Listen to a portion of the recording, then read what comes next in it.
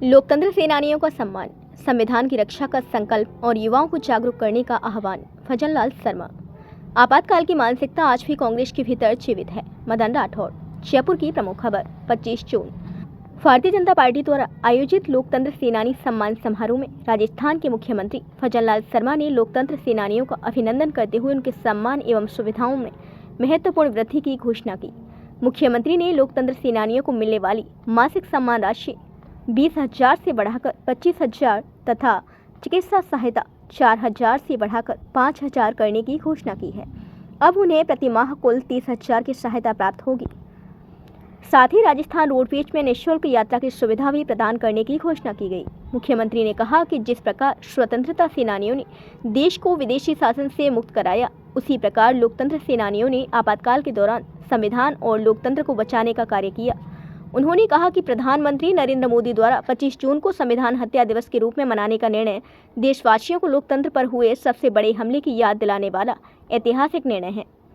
उन्होंने कहा कि आज आपातकाल को 51 वर्ष हो चुके हैं, लेकिन तुष्टीकरण, वंशवाद, भ्रष्टाचार और संविधान की मूल भावना को कमजोर करने वाली राजनीति से देश को सतर्क रहने की आवश्यकता है।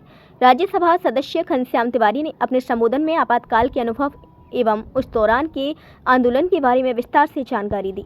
भाजपा प्रदेश अध्यक्ष मदन राठौड़ ने कहा कि आपातकाल की मानसिकता आज भी कांग्रेस के भीतर जीवित है।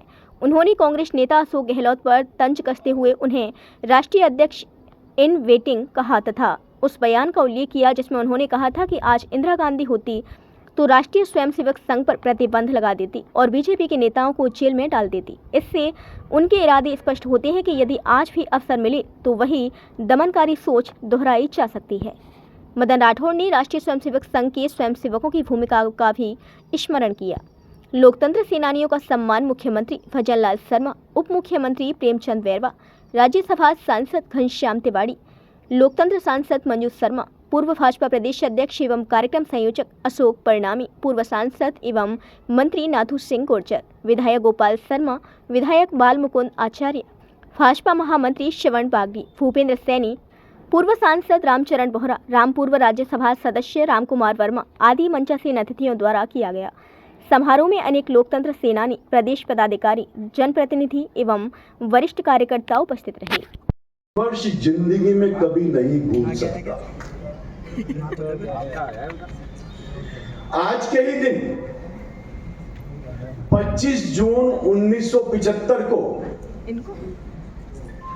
जिस प्रधानमंत्री स्वर्गीय आपातकाल की निंदा करने और हमारे युवाओं के लोकतंत्र के सजग पैरी बनने के संकल्प लेने का दिन है। संविधान और उसकी भावना की रक्षा करना हम सबकी जिम्मेदारी है। इस भावना से खिलवाड़ करने वालों को सबक सिखाने के लिए हमें हमेशा तैयार डाले गए 42वें संविधान संशोधन ने तो संविधान की बुनियादी ढांचे को ही बदल दिया गया था। 51 वर्ष के बाद भी कांग्रेस उसी मानसिकता के साथ चल रही है। आज भी कांग्रेस की नीयत वैसे ही तानाशाही की नीयत है। मित्रों, आज का दिन बहुत ही ऐतिहासिक दिन है।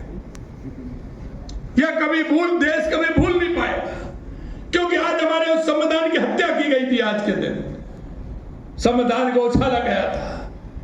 जी, परनामी जी, राजेंद्र गहलोत जी, ऐसे लोग उसमें शामिल होंगे जो इनकी, क्योंकि उस समय की इनकी गाथा को हम उनके मुंह से 10 मिनट 5 मिनट में सुने, लेकिन अगर किसी को आवश्यकता हो तो इनकी कहानी सुन करके लिखने के लिए बहुत आवश्यक है, क्योंकि इन्होंने उस समय हमारे लोकतंत्र को बचाया था। इसलिए ये भी आवश्यकता हो कि वो लिपिबद्ध पूरी तरह से हो।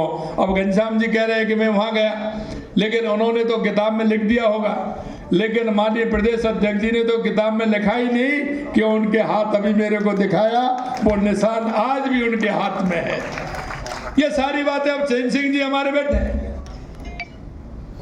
चैन सिंह जी का मैं देखता था जब ये एडिशनल एसपी थे, इनके मन में उस तरह की तड़प थी, क्योंकि उन्होंने वो दंश झेला है, वो देखा है। और मैं आपसे यही कहना चाहता हूं, आने वाली पीढ़ी को, आपको भी ये प्रण लेंगे कि हमको भी 10, 20, 25 लोगों को हमारे उस समय की कहानी, जो हमारे जेल के अंदर आपने जो सहा है, देखा है, उसको उनको बताने का काम करेंगे। आज कांग्रेस पार्टी संविधान की दुहाई देती है, संविधान को बचाने का पाखंड करती है, लेकिन मैं कांग्रेसी नेताओं से पूछना चाहता हूं कि आपातकाल की घोषणा से पहले संसद की सहमति ली गई थी? क्या देशवासियों और विपक्ष को भरोसे में लिया गया था? कांग्रेस ने लोकतंत्र के रक्षक नहीं बल्कि भक्षक बनने का काम किया।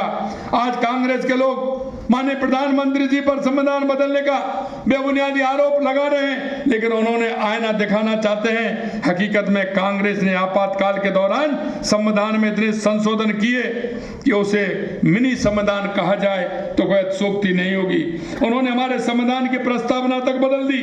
अनुच्छेद हमारी वीडियो पसंद आई हो तो लाइक, कमेंट व शेयर करें और ऐसी ही वीडियोस को देखने के लिए आप हमारे YouTube चैनल BBN भव्य वसुंधरा न्यूज को सब्सक्राइब कर बेल आइकन को प्रेस करें।